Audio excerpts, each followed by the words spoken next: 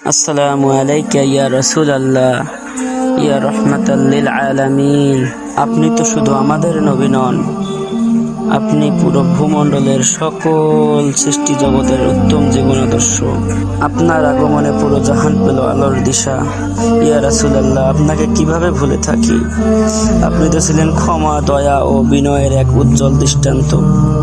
ইয়া হাবিবাল্লাহ, আপনার উম্মতের প্রতি আপনার ভালোবাসার কথা আমি কিভাবে ভুলে যাব, যখন কিনা আপনার জীবনের শেষ মুহূর্তেও আপনি ডেকেছিলেন ইয়া উম্মতি ইয়া উম্মতি।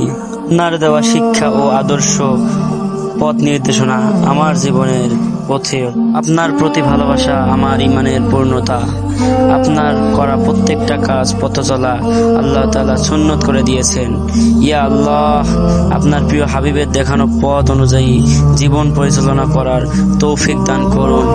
আমিন সুম্মা আমিন।